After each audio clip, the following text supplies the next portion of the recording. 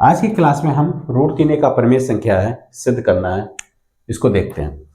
ठीक है, रूट 3 एक अपरिमेय संख्या है। ये क्लास 10 के बोर्ड एग्जाम में जरूर पूछा जाता है, लगभग हर साल ही क्वेश्चन आता है।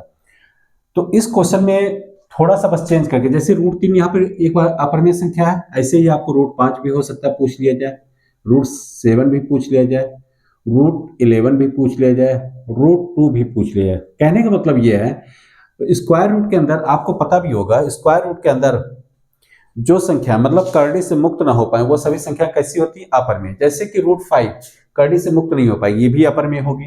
रूट 7 करड़ी से मुक्त नहीं हो पाई, ये भी अपरिमेय संख्या होगी। जैसे आपका रूट 4 है, रूट 4 करड़ी से मुक्त हो जाएगी, दैट मीन्स इसकी वैल्यू कितनी आती है? 2। तो रूट 4 अपरिमेय नहीं है, जबकि root 5, root 7, root 11, root 2, root 13 ये सभी संख्याएं कैसी हैं? अपरिमेय संख्या। तो इसको सिद्ध करना होगा। तो सिद्ध करने के लिए आप क्या करोगे, एक को हम समझ लेते हैं, बाकी सभी क्वेश्चंस में ऐसे ही राइट करेंगे। देखिए, रूट 3 एक अपरिमेय संख्या, तो आप इसका जस्ट अपोजिट पहले तो लेट कर लेंगे। माना रूट 3 एक परिमेय संख्या, ठीक है। अब परिमेय संख्या है तो इसका परिमेय संख्या का जो फॉर्मेट होता है उसके रूप में इसको राइट कर सकते हैं। परिमेय संख्या तो क्या फॉर्मेट होता है कि रूट 3 को हम अतः रूट 3 बराबर p बटा क्यू, ऐसा हम राइट कर सकते हैं, जहां p और q क्या होने चाहिए? पूर्णांक। p और q पूर्णांक है, तथा यहीं पर राइट कर देंगे q नॉट इक्वल टू 0। और साथ साथ इसमें एक बात और लेट करेंगे कि p और q पूर्णांक है, q नॉट इक्वल टू 0। इसका साथ साथ p और q क्या है? सअभाज्य संख्याएं। p और q सअभाज्य, तथा करके राइट कर देंगे, तथा p और q सअभाज्य। सअभाज्य संख्याएं क्या होती हैं? सअभाज्य संख्याएं ऐसी संख्याएं होती हैं, ऐसी दो संख्याएं जिनके बीच कोई उभयनिष्ठ गुणनखंड ना हो, वो संख्या क्या कहलाती हैं? सअभाज्य। जैसे कि 3, 5 ये कैसी संख्या है? सअभाज्य, क्योंकि 3 को 3 इंटू 1 और 5 को 5 इंटू 1, इससे ज्यादा आप कुछ नहीं राइट कर सकते गुणनखंड के रूप में। तो आप देखोगे 1 के अलावा कुछ और भी कॉमन नहीं आ रहा है इन दोनों संख्याओं में। इसका मतलब 3 एंड 5 कैसी संख्या है? सअभाज्य। ऐसे ही मान लीजिए 4 एंड 7, तो 4 एंड 7 को क्या राइट करोगे? 4 को 2 इंटू 2 और या 1 इंटू 2 इंटू 2 और 7 को 7 इंटू 1। यहां पर भी आप देखोगे 1 के अलावा दोनों के बीच और कोई उभयनिष्ठ नहीं बन रही है संख्या, तो उभयनिष्ठ नहीं बन रही है, इसका मतलब ये क्या कहलाएंगी? 4 एंड 7 सअभाज्य। जैसे कुछ संख्याएं सअभाज्य नहीं होती, जैसे मान लीजिए 4 एंड 6 की बात करते हैं। 4 एंड 6 में देखेंगे ये 2 इंटू 2 इंटू 1 है, ये 2 इंटू 3 इंटू 1 है। इसमें देखो 1 के अलावा 2 भी उभयनिष्ठ है, इसलिए 4 एंड 6 सअभाज्य नहीं है, जबकि 4 एंड 7, 3 एंड 5 इस टाइप से बहुत सी संख्याएं होती हैं, संख्याओं का सेट होता है जो क्या कहलाएंगे? सअभाज्य। तो वो संख्याएं हम नहीं लेंगे। कहने मतलब जब हम p अपॉन q के रूप में राइट करेंगे तो वो p और q आपस में ऐसा हो कि उनके बीच उभयनिष्ठ गुणनखंड कोई एग्जिस्ट ना करे एक के अलावा, ठीक है। जैसे कि हम यहाँ पर p बटा q, अगर मान लीजिए 4 डिवाइड बाई 6 है तो हम ऐसा नहीं लेंगे, इसको आप सिंप्लीफाई करके क्या राइट कर सकते हैं? 2 डिवाइड बाई 3। तो हमारा p और q इस फॉर्म में होना चाहिए, ना कि इस फॉर्म में, ठीक है। अगर इस फॉर्म में है तो इसको सिंप्लीफाई करके आप ऐसा राइट कर लेंगे। क्लियर? ठीक है। हाँ, अब देखिए इसके बाद का स्टेप क्या रहेगा। आपने रूट 3 बराबर p अपॉन q राइट किया है, इसको आप वर्क कर दीजिए। तो रूट 3 बराबर p बटा q है, तो इसको आप लिख सकते हैं 3 बराबर p square divide by q square. यहां पे ब्रैकेट में राइट कर देंगे वर्क करने पर, ठीक है, वर्क करने पर। अब देखिए इसमें से हम कुछ कंक्लूजन फाइंड करेंगे। इसमें क्या कंक्लूजन होगा, पहले तो इसको थोड़ा सा फॉर्मेट चेंज करते हैं। आप राइट करिए q square, this implies q square बराबर p स्क्वायर डिवाइड बाई 3, ठीक।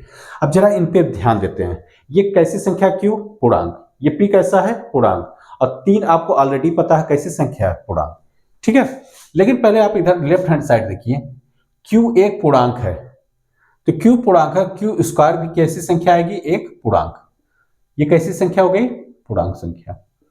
ये कंफर्म, क्योंकि पूर्णांक संख्या में पूर्णांक संख्या का मल्टीप्लिकेशन का रिजल्ट क्या होता है? पूर्णांक ही होता है। जैसे 2 एक पूर्णांक संख्या है, इसमें आप 3 से मल्टीप्लाई करेंगे, इसका रिजल्ट भी 6 आएगा, जो कि एक कैसी संख्या? पूर्णांक है। -2 इंटू 5 करेंगे, -2 कैसी संख्या है? पूर्णांक। 5 कैसी संख्या है? पूर्णांक। इसका भी रिजल्ट क्या आएगा? -10, जो कि कैसी संख्या होती है? पूर्णांक संख्या। कहने मतलब दो संख्या अगर पूर्णांक है तो उनका मल्टीप्लिकेशन का भी रिजल्ट कैसा आता है? पूर्णांक आता है। इसका मतलब ये q आपका पूर्णांक, तो q का वर्ग that means q into q square that means q into q, मतलब पूर्णांक इंटू पूर्णांक बराबर क्या होगा? एक पूर्णांक आएगा।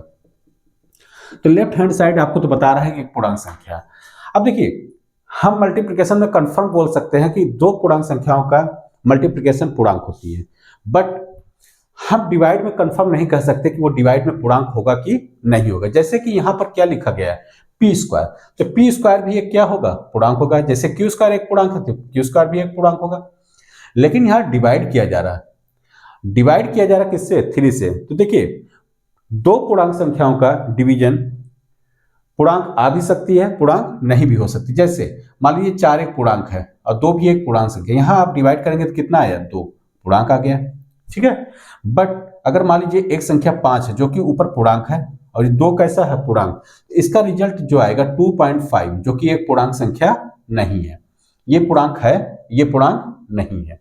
तो कहने मतलब हम कंफर्म नहीं कर सकते कि ये कैसा होगा, पूर्णांक आएगा कि नहीं आएगा। लेकिन आप जरा देखिए, यहां पर ये क्यू स्क्वायर है, ये तो पूर्णांक हो गया, कंफर्म है। तो पूर्णांक है और यहां पर इक्वल का साइन लगा है, दैट मीन्स ये पूर्णांक है, इसको भी क्या होना पड़ेगा? पूर्णांक, ठीक है। क्योंकि पूर्णांक है, जैसे कि ये अगर 5 आ रहा है रिजल्ट में, तो इसको भी तो 5 आना पड़ेगा। जब 5 ये है, 5 ये भी है, या मान लीजिए 25 है, क्योंकि स्क्वायर होगा तो जाहिर सी बात है ये 25 होगा, 4 होगा, 9 होगा, ऐसा कुछ आएगा। तो आएगा तो ये पूर्णांक संख्या आ रही, तो इसका भी क्योंकि इक्वल है तो इसको भी पूरे को क्या आना पड़ेगा? पूर्णांक, ठीक है। तो पूर्णांक होने का मतलब क्या है कि जैसे अभी आपने 4 डिवाइड बाई 2 लिखा है, तो पूर्णांक रिजल्ट में कब आएगा? जब संख्या पूरी तरह से डिवाइड हो जाए। और डिवाइड होने का क्या रीजन होना चाहिए कि 4 में जैसे 2 से आप डिवाइड कर रहे हो, तो 4 के फैक्टराइजेशन में, दैट मीन्स 4 का फैक्टराइजेशन क्या होता है? 2 इंटू 2। तो आप जिस संख्या से डिवाइड कर रहे हैं, इस 4 में वो संख्या एग्जिस्ट करना चाहिए, तभी तो ये कैंसिल होकर कंप्लीट रिजल्ट, ये कंप्लीट डिवाइड होने के बाद क्या आ रहा है? 2 आ रहा है, ठीक है। तो इसका मतलब ये है कि ये पूर्णांक है, तो ये पी स्क्वायर 3 से कंप्लीटली डिवाइड हो रही है, तभी रिजल्ट में क्या मिल रहा है आपको? पूर्णांक संख्या मिल रही है। तो पूर्णांक संख्या मिल रही है, इसका मतलब आप लिख सकते हैं सिंस पी स्क्वायर 3 से विभाजित है, 3 से विभाजित है, पी स्क्वायर 3 से विभाजित है। एक प्रमेय भी होती है, अगर कोई संख्या अगर पी स्क्वायर ए से डिविजिबल है, अगर पी स्क्वायर ए से डिविजिबल है तो पी भी ए से डिविजिबल होगा। ऐसा क्यों होता है, इसको भी थोड़ा सा समझ लेते हैं। देखिए, जैसे मान लीजिए आपने 6 लिखा, 6 लिखा तो 6 का फैक्टराइजेशन क्या होगा? 2 इंटू 3। और 6 स्क्वायर लिखा तो इसका फैक्टराइजेशन क्या होगा? 2 इंटू 3 इंटू 2 इंटू 3। देखिए, ये अगर मान लीजिए 6 स्क्वायर है, ये क्या 3 से डिवाइड हो जाएगा? बिल्कुल हो सकता है, 3 से डिवाइड हो जाएगा, हाँ, तो 3 से डिवाइड हो जाएगी।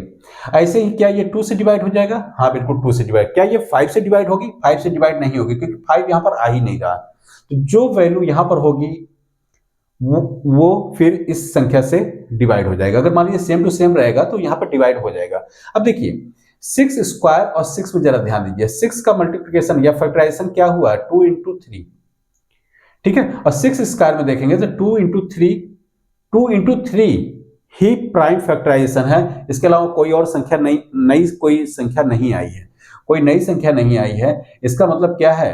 अगर यहाँ पर 3 एग्जिस्ट कर रहा हो, 3 से डिवाइड हो रहा, तो ये 3 इसमें एग्जिस्ट कर रहा तो इसमें 6 में भी एग्जिस्ट करेगा, क्योंकि आप देख रहे हो ना 6 को 2 इंटू 3 राइट किए गए हैं, तो 6 स्क्वायर में 2 इंटू 3 ही है, इसके अलावा कोई और संख्या नहीं है। बस क्या हुआ है कि यहाँ पर सिंगल टाइम्स 2 आया है तो यहाँ पर डबल टाइम आएगा, ठीक है। यहाँ पर सिंगल टाइम आया है, यहाँ पर भी डबल टाइम 3 आ गया है, ठीक है, तो कहने मतलब ये डिवाइड हो रहा है 3 से, तो यहां पर भी 3 से ही डिवाइड हो जाएगी। क्लियर है, ठीक। तो यही बात हम यहां पर मेंशन करेंगे, क्योंकि पी स्क्वायर 3 से विभाजित है, इसलिए पी भी 3 से विभाजित होगी। ठीक है, ये बातें लिख देंगे। और ये बात प्रमेय भी कहती है, एक प्रमेय होता है, तो उसे आप लिख सकते हैं प्रमेय से। ठीक, अब देखिए P अगर 3 से विभाजित हो रही है, ये P अगर 3 से विभाजित हो रही है, तो इसका मतलब हम P के प्लेस पे इस टाइप से राइट कर सकते हैं। इसलिए हम क्या राइट कर देंगे, P बराबर 3m। देखिए कोई भी संख्या अगर 2 से डिवाइड हो रहा है तो उसको हम लिख सकते हैं 2 इंटू एस, क्योंकि अगर कोई संख्या हमको बतानी है 2 से डिवाइड है तो आप इसको बता सकते हो, क्योंकि 2 इसके फैक्टराइजेशन में है, तो इसका मतलब 2 से 2 क्या हो जाएगा, डिवाइड हो जाएगा। ऐसे कोई संख्या अगर 5 से डिवाइड है उसको आप लिख सकते हैं 5 लिख सकते हैं, तो 5 से क्या होगा, कैंसिल हो जाएगा। तो मतलब इसका मतलब ये है 3 इसके मल्टीप्लिकेशन होगा किसके, P के, तो P के मल्टीप्लिकेशन में 3 है, जिसका मतलब P को हम 3m के फॉर्मेट में राइट कर सकते हैं। तो यही वैल्यू आप इसको इक्वेशन नंबर 1 राइट कर लीजिए। तो आप इसको राइट कर देंगे, P का मान समीकरण 1 में रखने पर। ठीक है, अब P का मान ले जाकर समीकरण 1 में रख दीजिए, तो क्या हो जाएगा, क्यू स्क्वायर P बराबर कितना रखना है, 3m का स्क्वायर हो जाएगा, और डिवाइड बाई कितना, 3। ठीक है, इसको आप फिर राइट करिए, क्यू स्क्वायर 3 स्क्वायर मतलब ये हो जाएगा 9m स्क्वायर डिवाइड बाई 3। इसको आप कैंसिल करेंगे तो क्या आएगा, 3m स्क्वायर। ठीक है, 3m मतलब क्यू स्क्वायर बराबर 3m स्क्वायर। तो आप इसको राइट कर सकते हैं, Q square divide by 3 equal to m square. ठीक है, यहां पर आप राइट कर दीजिएगा, जहां m एक पूर्णांक है, एक पूर्णांक है। अब देखिए m एक पूर्णांक संख्या है, तो m का स्क्वायर भी क्या होगी, एक पूर्णांक संख्या होगी। क्लियर है, m स्क्वायर एक पूर्णांक है, तो मतलब ये आपका राइट हैंड साइड यहां पर क्या बन रहा है, एक पूर्णांक बन रहा है। तो जब राइट हैंड साइड पूर्णांक है तो इसको भी क्या होना पड़ेगा, पूर्णांक संख्या आएगी। मतलब ये q तो पूर्णांक है, 3 भी पूर्णांक है, लेकिन q स्क्वायर 3 से डिवाइड होने के बाद क्या रिजल्ट आना चाहिए, एक पूर्णांक संख्या आना चाहिए। क्योंकि राइट हैंड साइड बता रहा है कि पूर्णांक, तो इसका मतलब बराबर है, बीच में लगा है, तो दोनों का रिजल्ट ये भी पूर्णांक होगा और ये भी पूर्णांक होगा। तो पूर्णांक होगा तो इसका मतलब 3 जो है क्यू स्क्वायर को कंप्लीटली डिवाइड कर रहा होगा, तभी तो रिजल्ट एक पूर्णांक संख्या आएगी। अगर कंप्लीट डिवाइड नहीं करेगा तो पूर्णांक संख्या नहीं आएगा, तो डेसिमल में आएगा। ठीक है, तो 3 डिवाइड कर रहा है किसको, क्यू स्क्वायर को। तो सेम बात देखिए, जैसे यहाँ पी स्क्वायर 3 से विभाजित है, तो इसलिए पी भी 3 से विभाजित है, कि वही सेम बात यहाँ पर भी राइट करेंगे। ठीक है, तो आगे यहाँ देखते हैं, लिख दीजिएगा, क्योंकि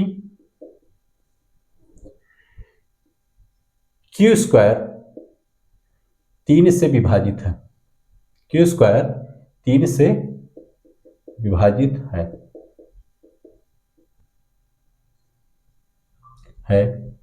इसलिए Q भी 3 से विभाजित होगी।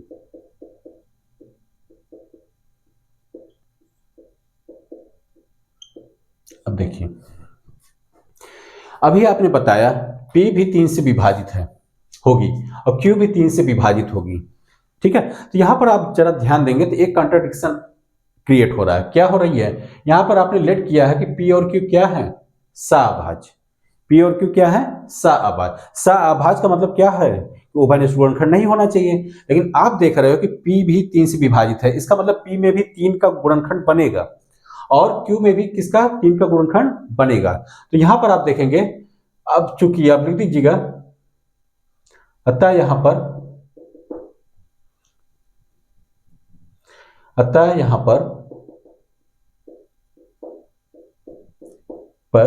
P और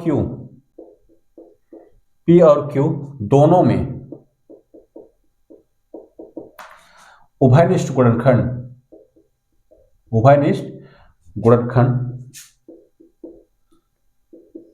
3 बन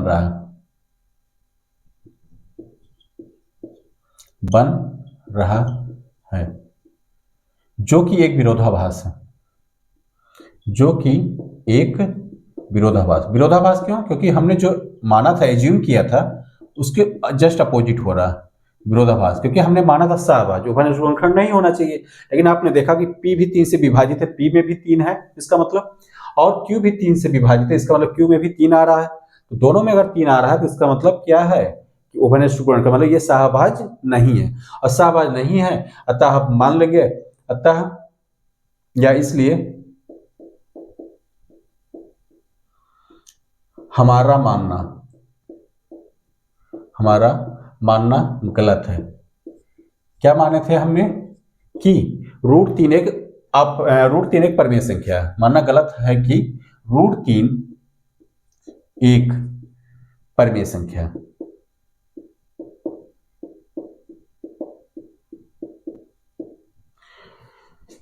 अतः √3 क्या हो जाएगा? परिमेय संख्या गलत है मानना, तो इसलिए क्या होगा? √3 एक अपरिमेय संख्या, √3 एक अपरिमेय संख्या होगी। ठीक है। अब देखिए, जैसे आपने सिद्ध किया है, जैसे आपने सिद्ध किया कि √3 एक अपरिमेय संख्या है, इसी बेस पे आप √5 का सेम, आप जहां बस 3 आ रहा है वहां पर 5 का मैटर आ जाएगा। सेम √7 के लिए भी आप प्रूव कर सकते हैं, √11 के लिए, √2 के लिए। ठीक है। अब देखिए, ये क्वेश्चन एक आप पैटर्न आप राइट कर लीजिए, इसको देख लीजिए, सेम पैटर्न पे सारे क्वेश्चंस आपके सॉल्व हो जाएंगे। अब क्योंकि ये हर बार पूछा जाता है, इसलिए आपको देखना जरूरी होगा। ठीक है, ओके, धन्यवाद।